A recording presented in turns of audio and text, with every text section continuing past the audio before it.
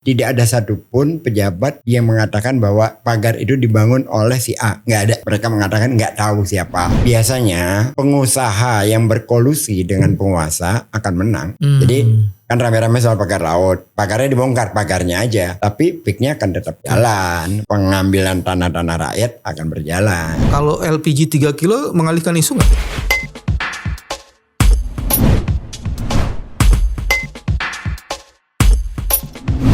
Bismillahirrahmanirrahim. Assalamualaikum warahmatullahi wabarakatuh. Teman-teman, jumpa lagi di channel ini. Channel yang ingin terus-menerus menjaga kewarasannya. Sudah lama tak berjumpa dengan sahabat yang selalu terus-menerus ingin menjaga kewarasan. Sobat Geis Khalifa. Assalamualaikum. Waalaikumsalam warahmatullahi wabarakatuh. Cerah banget. Yang cerah siapa? Cerah bersih kayak orang yang banyak wudhu. Kemarin katanya liburan. Iya benar. Keluar kota Jakarta. Iya. Padahal kan yang lagi rame di PIK 2. Kenapa kan liburan ke sana? Ya menghindari dari kebisingan. Apa yang menarik di liburan? Lombok itu selalu menarik ya. Selalu menarik. Oh ya? Lombok itu keren. Karena ada Mandalikanya. Oh enggak, itu malah merusak. Itu malah merusak. Itu di daerah Lombok Sembayun. tengah sana, Sembayun kan Lombok Timur. Lombok tengah sana itu dikelilingi tembok kan. Hingga kalau kita mau masuk ke pantai Sager, jadi susah sekarang. Oh, Ketutup semua. pantai udah di tembok, udah dibatasi. Untuk bisa masuk mengakses ke pantai Sager. Ups. Kalau dulu kan gampang mudah aksesnya. Sekarang susah. Karena? Ya karena itu sirkuit Mandalika itu. Oh, lu lagi ngomong soal sirkuit Mandalika yang justru membuat orang sulit mengakses laut. Iya, mengakses khususnya ke Pantai Sager ya. Pantai Sager. Pantai Sager. Jadi yang boleh mengakses cuma para pembalap itu doang. Nggak bisa juga. Nggak bisa juga. Nggak bisa juga. Jadi ya itu salah satunya yang kemarin dialamin gitu repot amat ya. Muter akhirnya berhentinya agak jauh, jalan kaki dulu. Kalau dulu ya kita parkir mobilnya dekat aja. Gitu. Saya nggak menguasai Lombok terlalu panjang. Saya Lombok itu puluhan kali ya. Kenapa Lombok memang? Nggak tahu kenapa. Bukan Jadi, Bali malah ya guys. Bukan. Bahkan sama anak-anak pun pilihan utama kalau liburan pilih mana mereka Lombok aja Pak. Dan Lombok khusus di mananya itu di Lombok? Senggigi. Lalu nginepnya itu di Senggigi. Yang di Gili-Gili itu enggak ya? Gili Terawangan. Senggigi malah. Ya. Sembayun sama Sembalun lain Sembalun lagi. ya. Sembalun tuh gunung ya. Gunung. Oke, itu pantai ya, Senggigi. Jadi antara pantai dengan gunung kita dapat dua. Dan nggak macet. Nggak macet, nggak bising gitu. Benar-benar buat liburan. Tapi saya setengah tahun yang lalu waktu saya ke daerah sekitar Mandalika itu tidak di Mandalikanya, cuma naik ke atas sedikit tuh.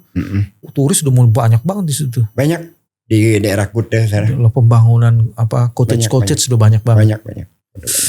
Jadi NTB sekarang tingkatannya udah nggak kayak dulu lagi. Apa? Dulu kan tingkatannya nasib tergantung Bali.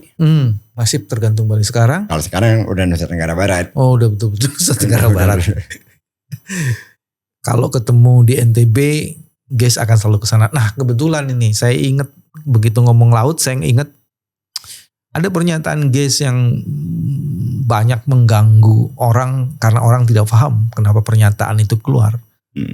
Ketika kita sibuk mempersoalkan pagar laut ya. Iya. Bukan pagar makan laut ya, pagar di laut yang sedang dibersihkan, terus guys tiba-tiba membuat pernyataan di dalam X-nya itu karnavalisasi. Kenapa kan serius untuk orang membongkar itu? Serius secara publik, secara publisitas. Tidak serius dalam hal menyelesaikan. Makanya saya katakan itu karnaval aja. Kan tanah mereka diambil, lautnya dipagari. Oke. Ya kan? Lalu muncullah wacana berhari-hari pagar laut. Dan tidak ada satupun pejabat yang mengatakan bahwa pagar itu dibangun oleh si A. Nggak ada. Mereka mengatakan nggak tahu siapa. Bahkan setelah pagar muncul isu tentang sertifikat Sertifikasi. ya, bahwa laut itu sudah ada sertifikatnya. Itu pun juga dari kalangan netizen yang mencari soal itu. Lalu muncullah baru mulai para selebritis pejabat, Mahfud MD diantaranya. Contoh dia sih sangat ahli dalam soal menunggangi isu. Kenapa Mahfud? Ya kan dia ikut bicara. Oh. Dia sangat ikut bicara. Terus macam-macam lagi pejabat-pejabat lain baik yang aktif maupun yang sudah tidak aktif bicara tentang pagar laut dan kriminalisasi perbuatan kriminal menyangkut tentang sertifikat. Dan saya katakan ya itu karnaval.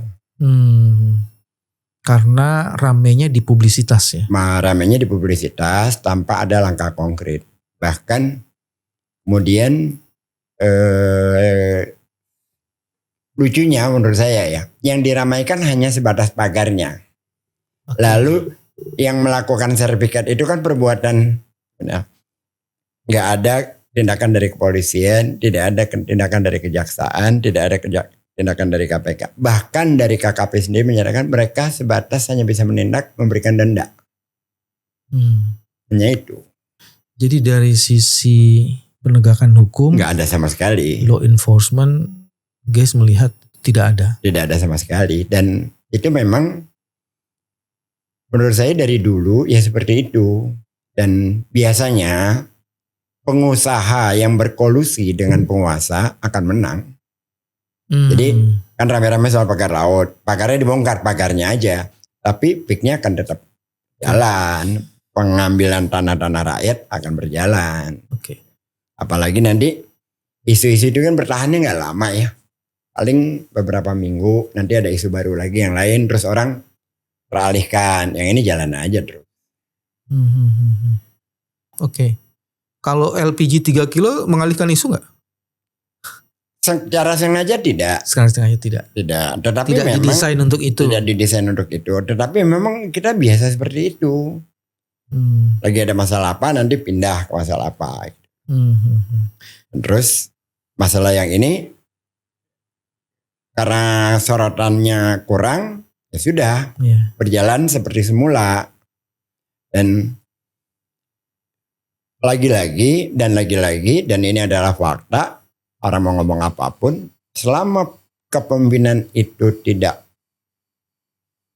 berpihak kepada rakyat, ya kan seperti ini. Terkecuali, karena itu udah ada faktanya, pemimpinnya seperti Anies Baswedan. Kenapa? Ketika dia mengatakan stop reklamasi, dia stop. Lalu digugat di pengadilan, dihadapi. Maka 13 pulau yang hendak dibangun itu dihentikan. Hanya 4 pulau yang sudah jadi pun hanya 3 kalau nggak salah. Yang satu nggak jadi, nggak diteruskan sampai sekarang. Ya sudah. Ini karena sudah jadi, nggak mungkin dikeruk juga kan. Karena itu dampaknya malah merusak lingkungan. Nah tadinya kan tidak bisa diakses. Bahkan media sekelas TV One nggak bisa masuk tuh, diusir. Coba lewat laut, dikejar-kejar juga. Nama programnya Fakta. Itu menjadi kawasan eksklusif seperti negara dalam negara. Dan oleh Anies diambil tindakan. Kawasan itu harus terbuka. Lalu dia lakukan upacara 17 Agustus di situ. Dan dia katakan ini air kita, ini tanah kita, ini tanah air kita, tidak boleh ada satu wilayah yang dimiliki secara eksklusif. Oke. Dan 13 pulau yang lainnya batal. Karena batal itulah maka selama 5 tahun Anies mengalami gejolak terus menerus saja. Gak habis-habisnya. Itu adalah akibat dari dia dengan sungguh-sungguh men-stop reklamasi. Dan itu saya seyakin-yakinnya kenapa penguasa tidak suka kepada Anies. Bahkan berbagai programnya dihambat. Formula E, ketika COVID, apapun lah itu. Seringkali ya karena Anies melakukan langkah itu, stop reklamasi. stop reklamasi mempunyai dampak yang panjang. Dampak yang luar biasa. Hampir di seluruh kepemimpinan Anies ketika jadi gubernur. Iya. Mari kita kulik satu-satu. Ya. Apakah tindakan Nusron yang sudah mencopot 6 bahkan sampai 8 itu tidak cukup? Mencopot apa tuh? Mencopot orang-orang pertanahan di daerah Tangerang. Ya itu kan orang-orang pertanahan itu apa sih? Rasanya memang mereka akan gerak kalau kagak ada yang suruh. Oke. Memang mereka akan mau melakukan itu walaupun mungkin mereka dapat bagian ya. Tapi kan penanggung jawab utamanya bukan mereka. Nggak mungkin kan laut dibesar-besarkan dengan sekian ratus nggak nyampe ke atas. Yes. Apalagi ada informasi kepala pertanahannya bekas yang dari Subang dipindahkan ke Tangerang dan dia berhasil di Subang. Iya. Untuk melakukan sertifikasi laut itu. Iya. Informasinya begitu ya, perlu diklarifikasi lebih lanjut. Jadi kalau toh diambil tindakan Pak Yusron, maka itu belum cukup ya. Ya sangat tidak cukup, itu kan hanya manipulasi publik. Seolah-olah pemerintah sudah bekerja menegakkan hukum, seolah-olah, dan yang dikorbankan siapa? Bawahan. Begitu, itu trik lama tuh. Nanti juga orang-orang itu ditempatkan lagi di mana gitu. Ya kita ingat aja kasus ini jauh nggak ada kaitannya. Kasus Sambo kan dicopot, udah sepi lagi, dapat lagi tuh coba orang-orang yang terlibat. Oke. Ini selalu jadi kayak begitu. Yes. Itu sebabnya memang Pak Yusron diminta oleh teman-teman di DPR untuk melakukan tindakan yang lebih tegas. Tapi Pak Yusron sudah melakukan sesuatu walaupun belum cukup ketimbang yang lainnya kan. Udah lah, saya itu mau eksekutifnya, mau legislatifnya sama aja itu. Kita nggak tahu juga yang di dalam DPR itu siapa yang terlibat. Seringkali itu hanya konsumsi media aja. Oh, ya. Ya kalau mau benar gitu ada keputusan stop, kembalikan tanah rakyat yang diambil dengan cara-cara tidak manusiawi. Oke. Kan begitu. Kalau pagar yang sudah dibongkar sebagian dari 30 km ke 18 km dan sekarang berhenti nih. Iya. Ya itu Itu karnavalnya. Oh karnavalnya. Karnavalnya senang sekali. Pejabat itu datang disorot dengan kamera menjadi pahlawan. Oh sinis begitu sih guys. Faktanya kok. Oh gitu. Memang setelah ini ada penyelesaian menyeluruh. Ada tindakan menyeluruh. Ada dari kejaksaan yang memanggil orang-orang yang terlibat siapa. Pengaduan yang dilakukan oleh Gufron itu ditindaklanjuti oleh kepolisian. Ada orang dari Bareskrim yang ketemu dengan Gufron. Iya terus mana yang kepala desa itu kemana? Kan katanya menghilang juga kan. Iya. Kepala desa Kohot ya. Ya, jadi jangankan sampai ke atas. Bahkan ke sekelas kepala desanya pun belum mendapatkan tindakan apapun. Gitu. Iya. Kita bukan sinikal ya. Kita sudah terbiasa melihat situasi semacam itu berulang. Jadi kalau anak Betawi, ya udah deh gue tahu lu. Gitu ya. Gue tahu kelakuannya, ya udah kadar lu segitu. Itulah sebabnya guys menggunakan kata karnavalisasi karena ini pasti jadi media publikasi aja bagi orang-orang yang punya kepentingan menaikkan dirinya seolah-olah terlibat, seolah-olah menjadi pahlawan. Oke, sekarang kita balik. Apa yang harusnya dilakukan di sana? Pertama, sertifikasi itu harus dibatalkan, gitu ya? Setuju? Betul. Orang-orang yang terlibat dari atas sampai bawah harus panggil. Dicari orang-orang yang punya pengusahanya siapa? Pengusahanya diapain? Ditangkap lah, kriminal kok itu. Tidak mungkin ada sertifikasi itu kalau tidak ada permintaan. Tidak ada permintaan, tidak ada negosiasi di layar belakang. Nah itu kan nggak mungkin, gimana ceritanya laut disertifikatkan. Nah ini dia nih. Jadi harus ada tindakan tegas yang membatalkan seluruh produk yang dihasilkan. Dari sebuah proses yang dipersoalkan. Apalagi ada informasi sebagian orang-orang yang di situ namanya dicatut. Iya. Sehingga dia tidak pernah tahu ada situ. Betul. Jadi ada mafioso di situ, paling tidak seperti itu ya. Jadi dicari semua ini. Tapi ada kejahatan lain yang juga menarik untuk dipersoalkan. Ternyata sertifikasi laut ini tidak hanya ada di Tangerang ya. Di banyak daerah. Di santero Indonesia itu Iya, terjadi. udah. Karena itu polanya udah menjadi pola gitu loh. Dan itu selama ini aman-aman aja. Kan begitu. Ada di Subang terjadi, Sidoarjo terjadi, Pamekasan terjadi, Makassar terjadi. Itu udah mulai banyak ya. Katanya di Jawa Tengah juga udah terjadi tapi udah selesai gitu ya. Iya, udah selesai. Dan sebelumnya kan tahun 90 berapa itu kan waktu PIK 1 pertama kali dibangun, itu kan ramenya kayak gini juga. Jalan tol banjir Cengkareng tahun 90-an. Setelah itu ya sudah teralihkan. Terus ada permainan antara Menteri waktu itu Menteri Agraria kalau nggak salah ya, sama ATR ya. Menteri Agraria, Menteri Pertanahan, intinya sama lah. Apa namanya saya lupa, Sahrul Harahap atau siapa gitu. Kan sama bicaranya bahwa ini tidak menjadikan dampak lingkungan yang besar, tidak berbahaya, terus hutan bakaunya juga nggak besar, macam-macam lah, dan banyak sekali itu. Karena kasusnya udah agak lama saya jadi kurang banyak ingat lagi tuh. Tetapi ujungnya yang menang. Dan itu juga saya tulis di Twitter saya bahwa proyek ini akan berjalan. Padahal Pak Prabowo sudah mengatakan bongkar pagarnya ya, kalau bongkar pagar doang kan mudah. Sertifikatnya masih ada di situ. Ada 3 soal lagi yang menarik nih. Yang pertama tuh tadi guys bilang pergi ke NTB. Ada satu aset negara ini yang namanya pantai. Iya. Kalau tanah banyak dicaplok sekarang kayaknya modus operandinya kuasai pantai. Kuasai laut. Guys juga pernah menjadi komisaris di PT Pembangunan Jaya. Itu kan berkaitan dengan laut. Kenapa pantai dan laut yang harus diambil dan dikuasai? Ya karena itu kan strategis ya. Itu strategis, huniannya menjadi eksklusif. Jangan lupa, Ancol melakukan hal yang sama ya. Maksudnya sama gimana tuh? Nyaplok juga? Iya, itu di Ancol Barat tuh perumahan-perumahan itu dulunya tahun 90 enggak sampai tahun 2000-an. Reklamasi tuh. Yang melakukan Pembangunan Jaya atau? Iya. Oke.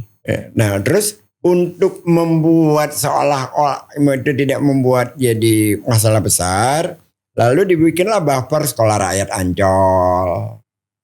Itu yang dibesarkan, jadi seolah-olah ini CSR-nya ini, padahal yang ngerjain orang lain. Yang ngerjain reklamasi itu. Itu udah mainan-mainan lama. Tapi apa hanya sekedar daerah strategis? Atau dalam hitung-hitungan cost benefit itu? Cost benefitnya jauh lebih tinggi. Lebih tinggi dapatnya karena belinya jauh lebih murah ya. Lebih murah. Berapa paling? Dan sangat luas lagi dia bisa kuasai konsesi itu. Kuasanya sangat luas. Rusak lo lingkungan, gua nggak peduli. Ya, ada beda dengan reklamasi yang diizinkan oleh Anies ya. Bedanya di mana? Kalau yang ada di Ancol Timur itu memang murni berawal dari ide Bank Dunia. Tahun 2007 ingat gak? Jakarta banjir 2/3 Jakarta tenggelam. Dapur umum di mana-mana tuh. Oke, 2007 tuh. 2007. Lalu ada proyek JEDI namanya. Intinya adalah proyek JEDI itu pencegahan banjir. Sungai-sungai di Jakarta, 13 sungai dikeruk. Sekian waduk dikeruk. Nah, tempat pembuangan pengerukannya itu dikasih di situ. Di Ancol. Nah, sampai sekarang hasil pengerukan itu udah 22 hektar. Nah, oleh Anies supaya ini legalitasnya jelas, ada alas hukumnya, dibuat Kepgubnya. Nah, itu beda cerita, sama sekali beda cerita itu. Jadi Anies tidak melakukan reklamasi, tapi dia memberi legalitas pada tanah yang sudah dipakai untuk itu. Dan itu kan panjang. Pengerukan MRT yang berjalan juga. Kalau nggak mau dibuang kemana? Kan sungai-sungai waduk kan terus pembangunan pengerukannya kan terus menerus. Gitu. Ya. Saya mau menyentuh satu isu yang di pantai itu yang menurut saya menarik, cuman kompetensi saya juga kurang, saya nggak tahu guys bisa jelasin apa enggak.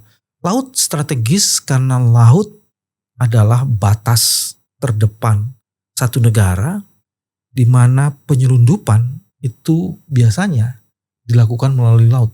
Ya. Dan kita negara kepulauan, archipelago state nomor 2 yang terpanjang di dunia. Jadi kalau dikuasai lautnya, sebenarnya sistem pertahanan kita, security kita makin juga melemah. makin lemah. Betul Makin gitu ya? melemah.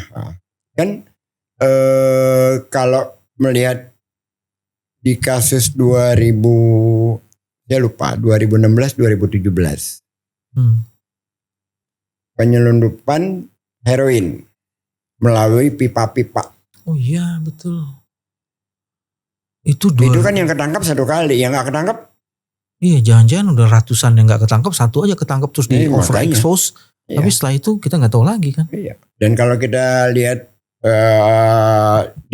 kan walaupun ada film, tapi kan mereka membuat film studi dulu kan.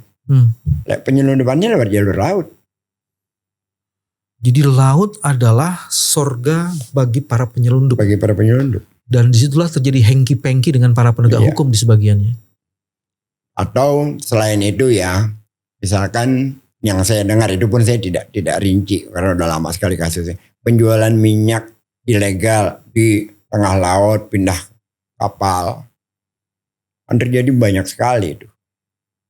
Saya nggak tahu apakah itu udah berhenti atau belum. Sejarah peradaban kita, Indonesia itu tak pernah lepas dari laut. Banyak kerajaan dibuat itu pasti di tepi sungai dan di daerah-daerah pantai. Dan daerah pantai dan sungai itulah pusat-pusat perdagangan. Bukan hanya pusat perdagangan, menjadi pusat peradaban. Islam itu di Jakarta itu melalui pesisir utara, Laksamana Cengho.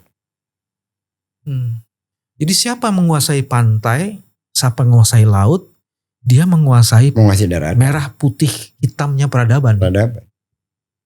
Perdagangan dari situ. Semua ada dari dulu itu. Karena kehancuran juga bisa dimulai dari situ. Dari situ juga. Makanya sekarang ini dengan kondisi yang seperti sekarang ini, saya tidak melihat bahwa kita punya harapan pemerintah itu akan melakukan langkah tegas untuk hal semacam itu. Karena udah terlalu banyak institusi yang terlibat, bukan hanya orang menurut saya, institusi. Bahkan yang kemarin itu kan terkait PIK itu, groundbreakingnya itu kan akan ada apa tuh, markas kepolisian, markas TNI, terus Brimob segala macam sana tuh. Dan yang mengerikan sekarang jadi kalau dulu ada land grabbing, perampasan tanah, sekarang ocean grabbing ya. Iya. Dulu perampokan tanah itu dilakukan oleh pengembang, kalau di Jakarta ini agak ke Jawa Barat sedikit. Daerah-daerah Sentul ke sana tuh, naik ke atas tuh sempat ramai. Wah, tuh pengelola apa daerah itu namanya. Seingat saya Cendana lah itu. Salah satu keluarga Cendana lah. Begitu reformasi, wah itu dikuasai kembali oleh daerah setempat. Daerah-daerah terus itu. Saya melihat ada dan banyak lagi di daerah-daerah lain juga terjadi seperti itu. Jadi orang belum jual tapi wilayah situ udah dikuasai dengan SK. Dengan SK, hingga kalau kita memiliki tanah di situ, kita nggak bisa jual kemana-mana kecuali ke dia dengan harga yang ditentukan oleh si pemilik SK. Ada yang menarik lainnya, guys. Kita selalu diberitahu akan ada yang namanya land subsidence, fenomena penurunan tanah yang terjadi di hampir seluruh pantai, terutama pantai utara. Tapi sementara itu terus kemudian dilakukanlah yang disebutkan ocean grabbing, perampokan itu, dan dia membuat reklamasi di situ. Padahal itu katanya land subsidence. Jadi kayak kontradiksi kan? Ya, kontradiksi. Dan yang lebih mengerikan, disitulah dibuat pusat-pusat eksklusifisme yang menyebabkan terjadinya segregasi atau polarisasi antara peradaban orang-orang yang eksklusif dengan yang tidak. Itu memperlihatkan terjadinya ketidakadilan itu ya. Kayak gitu. Curhat jadi warga negara kelas 2. Enggak, saya mau mengatakan kalau ini tidak ditangani secara serius, kita tuh sedang menghancurkan bangsa ini loh. Ya kan memang kemarin ya makanya lagi-lagi ya Anies mampu membaca itu. Bahkan gini ya, ini contoh yang kecil nih di luar itu. Dia kan lihat orang yang kelas menengah ke atas itu ke mallnya Grand Indonesia, Plaza Indonesia. Yang kelas menengah biasa ke Tamrin City. Dibiarkan oleh pemerintah tanpa intervensi begitu saja. Maka dia gunakanlah public service, trotoar, halte, dibuat bagus agar terjadi ruang ketiga adanya penyatuan. Bekas semacam. Dari dulu keterpilahan semacam itu dari zaman saya kecil. Anak-anak muda nongkrong di Blok M, kawasan Melawai itu, sebagian besarnya hanya anak-anak orang kaya. Yang nggak punya mobil, yang sound systemnya nggak bagus, yang ini nggak nongkrong di sana gitu. Termasuk di Menteng sini. Itu udah biasa. Nah sekarang dengan kawasan-kawasan seperti itu tambah lagi. Terjadi pemilahan segregasi sosial yang begitu kuat. Antara kalangan yang miskin dengan yang kalangan atas. Itu kan menjadi eksklusif, menjadi apa gitu. Ya tambah lagi hal semacam. Itu yang selama ini memang ingin diperjuangkan Anies untuk tidak terjadi hal semacam. Jadi pantai bisa jadi alternatif ruang ketiga yang bisa mengumpulkan massa dan membangun komunitas.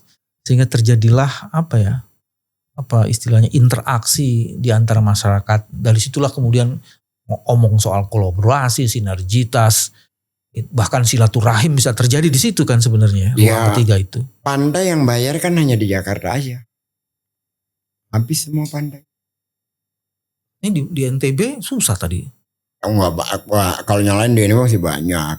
Jakarta mau kemana? Kalau masuk pantai hanya lewat Ancol bayar.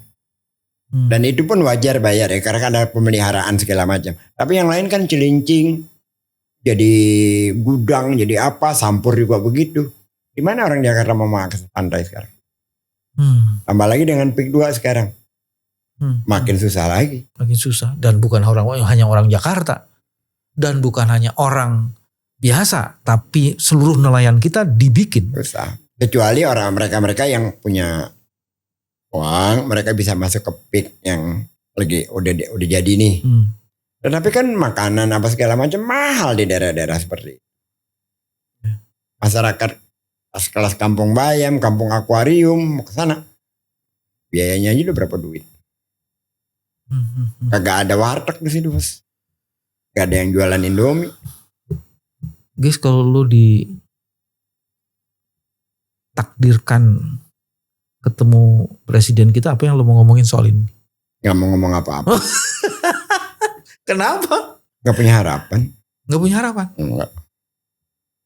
Saya dari awal setiap ditanya harapan ke depan. Gak ada proses yang busuk akan menghasilkan hal yang baik, gak ada. Prosesnya busuk, hasilnya akan busuk. Biarin aja gitu loh. Silahkan aja. Bukankah optimisme nggak ada. Optimisme buat diri kita sendiri aja. Tapi optimisme kenegaraan nggak ada. Mana ada ceritanya Tom Lemo nggak salah apa-apa bisa dipenjara dan didiamkan. Lihat dong Pak Said Didu, guys. Iya dia berjuang kan melawan itu. Iya. Itu maksud gue. Iyalah, ya itu advokasi masyarakat tapi bukan berharap pada kepemimpinan. Tapi dia terus menyuarakan itu dan memberitahukan Pak Prabowo. Ya, mana? Malah dia salah langkah, belum apa ada muji-muji. Ternyata tetap. Dipanggil polisi maaf lo. Kan belum apa-apa udah muji-muji duluan kan. Wah itu kan resiko yang harus dibayar. Ya ngapain muji-muji? Membuat sesuatu yang sedang diperjuangkan. Oke deh, gak usah ketemu Pak Prabowo. Ketemu pengusaha yang kemudian yang berpengaruh yang menyebabkan ini terjadi semua. Itu apa yang mesti diomongin? Ya banyak hal. Karena saya lu tuh berusaha itu normal dimanapun adanya. Tapi kira-kira ada hak orang lain Jangan nanti akhirnya merusak semua. Begitu. Malah lebih mudah ngomong sama si pengusaha itu Yes. daripada penguasa. Si pengusaha itu pun tidak akan bisa melaksanakannya kalau ada pemerintahan yang punya integritas. Oke. Dan ini kan gak punya integritas. Ditutup di sana, bocor di sini. Tutup sini, bocor di sana. Kan begitu di mana-mana. Kecuali ya lagi-lagi orang mau protes apapun karena udah fakta terjadi. Orang yang mampu mengelola itu semua dengan sekian banyak anak buahnya menjadi tidak berani apa-apa, termasuk Bambang juga takut, gue juga takut, ya Anies Baswedan. Apa tuh takut apa? Ya kagak berani macam-macam kan kita selama dia gubernur. Oh, Walaupun kita punya akses kan, Anda kan punya akses. kita nggak berani menggunakan Nggak pengaruh, berani. kedekatan dan Nggak otoritas berani. ini akses yang itu. Nggak Ya? berani, karena kita tahu orangnya kita menjadi pimpinan kita siapa gitu. Bukan nggak berani, kita menjaga. Menjaga, ya kurang lebih lah ada kalimat menjaga atau kita tahu diri atau juga kitanya alhamdulillah bisa dipercaya gitu. Iya. Tapi kalimat lo terakhir tuh sama kayak Pak Prabowo loh. Saya akan tutup kebocoran-kebocoran itu. Saya tahu di mana bocornya. Iya, tahun kapan yang ngomong itu? Kalau dia itu serius, jadi tidak akan jadikan Gibran wapres. Gitu. Itu ya udah, itu kan dasar banget soal etika. Itu aja dilakukan kok. Terus kita mau berharap apa? Dia menggunakan Gibran sebagai wasilah dia untuk menjadi presiden, dan setelah itu dia akan memperbaiki bangsa ini. Nggak bisa begitu. Nggak ada itu, nggak ada ceritanya itu. Nggak ada. Teman-teman, inilah cara Geis dan kita semua menjaga kewarasan. Tetap bersikap kritis dan kemudian tetap mempersoalkan semua hal yang memang patut dipersoalkan. Hanya kepada tanah air kita berbakti. Inilah cara kami menjaga kewarasan. Sampai ketemu lagi. Terima kasih. Assalamualaikum warahmatullahi wabarakatuh. Waalaikumsalam.